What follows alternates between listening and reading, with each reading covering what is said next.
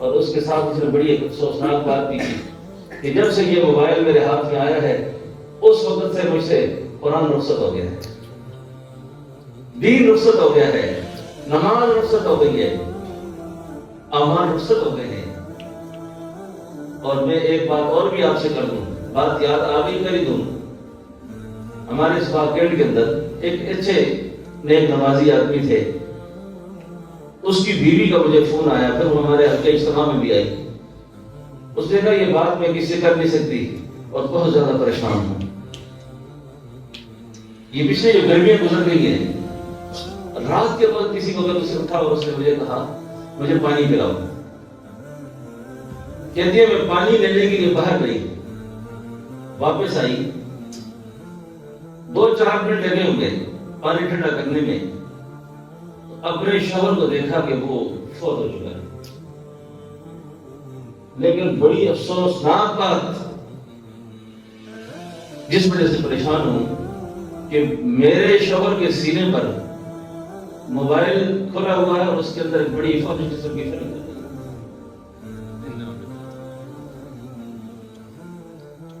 اب یہ بات کسی کو نہیں بتا سکتی کہ میرے شوہر پر جب موت آئی ہے تو موت کے وقت اس کی کیا حالت تھی۔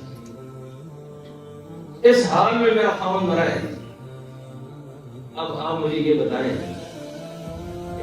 اگر اس آدمی کا خاتمہ کس طریقے سے ہوا ہے کہ جس وقت ملک الموت روح قبض کر رہا تھا اس وقت سرکار کس کام میں لگے ہوئے تھے، کس کام میں لگے ہوئے تھے۔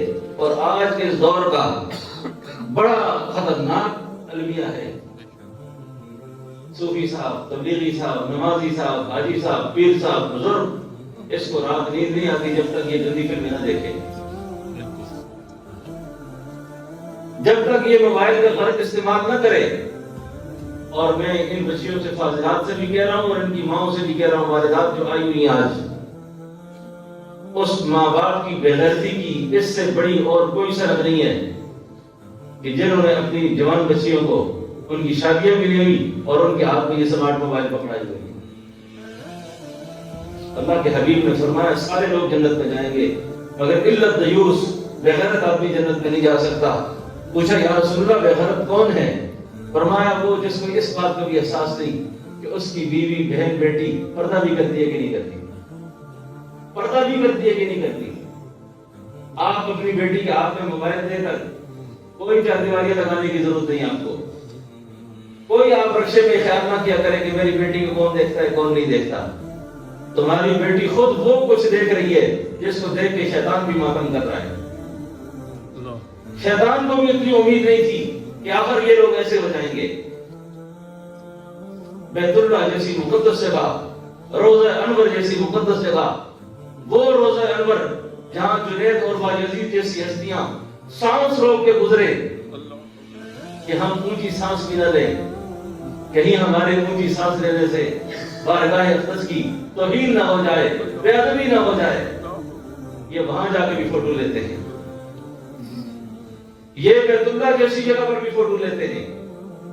میں اکثر عرض کرتا رہتا ہوں کہ کم از کم اور تو عبادات ساری ایسی گزر گئی، بیت اللہ اور روضہ انور اس کو محفوظ رکھو، اس کو بچا کے رکھو۔ تو یہ آج کل کی خرافات اور یہ چیزیں آنا شروع ہو گئی ہیں۔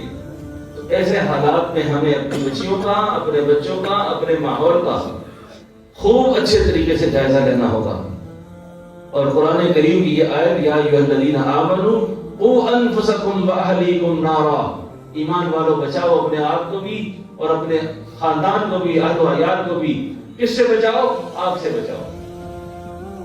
تو اس فتنے کے دور میں ہمیں ان ساری چیزوں پر بغور دیکھنا چاہیے، سوچنا چاہیے، اپنی بچوں کی، اپنی اولاد کی تربیت کو اس رنگ اور انداز میں کرنا چاہیے کہ ان کے ایمان محفوظ رہیں، ان کے یقین محفوظ رہیں، ان کو مسجدوں کے ماحول سے جوڑو، ان کو تبلیغ کے ماحول سے جوڑو، ان کو نیک لوگوں کی صحبت میں جوڑو، اور جس قدر ہو سکے ان کی نگرانی کرو، اور سختی کے ساتھ، اس سے لڑائی کے ساتھ نہیں، حکمت کے ساتھ، پیار کے ساتھ، دانائی کے ساتھ۔ انشاءاللہ اس پر بھی اللہ پاک اپنے فضل و توجہ فرما دیں گے۔